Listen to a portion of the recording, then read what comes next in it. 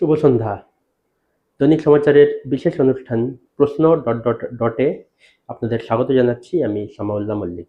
একটা সময় ছিল যখন পাড়ার মোড়ের লাইব্রেরিগুলো ছিল আমাদের প্রধান ভরসা। বইয়ের তাকে সাজানো থাকতো হাজার হাজার গল্পের সম্ভার। শুধু কি গল্পের বই, ইতিহাস, বিজ্ঞান, সাহিত্য কি ছিল না সেখানে? আমরা লাইব্রেরিতে যেতাম, নতুন নতুন বইয়ের গন্ধ শুকতাম, পাতা উল্টাতাম। কিন্তু আজ কোথায় সেই লাইব্রেরিগুলো?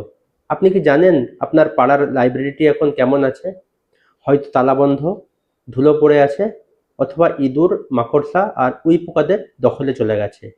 যে লাইব্রেরিগুলো একসময় ছিল আমাদের শিক্ষা দীক্ষার মূল স্তম্ভ, আজ সেগুলোই যেন নীরবে হারিয়ে যাচ্ছে। তথ্য অনুযায়ী এই রাজ্যের 10 কোটিরও বেশি মানুষের জন্য মাত্র 2480টি লাইব্রেরি রয়েছে। এর মধ্যে মাত্র 13টি সম্পূর্ণরূপে সরকারি। ভাবা যায়? কলকাতার মতো বিশাল মহানগরীতে যেখানে জনসংখ্যা 1.6 কোটিরও বেশি, সেখানে সরকারি লাইব্রেরি আছে মাত্র 2টি। এটি কি আমাদের জন্য যথেষ্ট? এই সংকট শুধু লাইব্রেরির ভবন বা বইয়ের সংখ্যার মধ্যে সীমাবদ্ধ নয়, এটি আমাদের শিক্ষার মানের উপরও সরাসরি প্রভাব ফেলছে।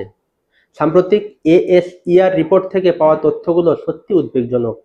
2024 সালে প্রাথমিক স্তরে ভর্তি হওয়া ছেলে মেয়েদের সংখ্যা কমেছে। তার চেয়েও বড় কথা, মাত্র 33% ছেলে আর 38% মেয়ে দ্বিতীয় শ্রেণীর টেক্সট ঠিক করে পড়তে পারে। কেন এই অবস্থা?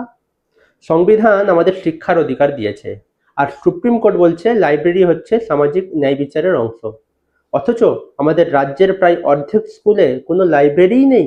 কেন নেই? এটা কি অবহেলা নয়? এটা কি আমাদের ভবিষ্যৎ প্রজন্মের প্রতি উদাসীনতা নয়? এর জবাব কে দেবে?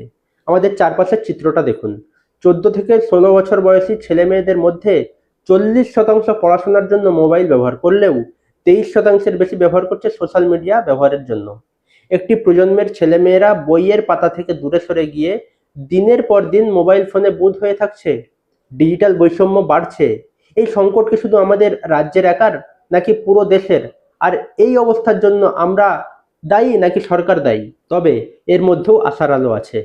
আমরা দেখেছি কর্ণাটক বা মাদুরাইতে লাইব্রেরি বাঁচানোর জন্য নতুন নতুন উদ্যোগ নেওয়া হচ্ছে। এমনকি আমাদের রাজ্য সরকারও কিছু অনুদান দিচ্ছে কলেজগুলোকে। কিন্তু এই সামান্য উদ্যোগ কি এই বিশাল সংকট সমাধানের জন্য যথেষ্ট? আমরা কি সত্যিই চাই আমাদের লাইব্রেরিগুলো হারিয়ে যাক? এই লাইব্রেরিগুলো বাঁচাতে হলে আমাদের আর কি করা উচিত? আপনার কি মনে হয়? এই বিষয়ে আপনার ভাবনা কি? কমেন্ট বক্সে লিখে জানান। আজ এই পর্যন্তই। ভালো থাকবেন, সুস্থ থাকবেন এবং বইয়ের সঙ্গে থাকবেন। শুভরাত্রি।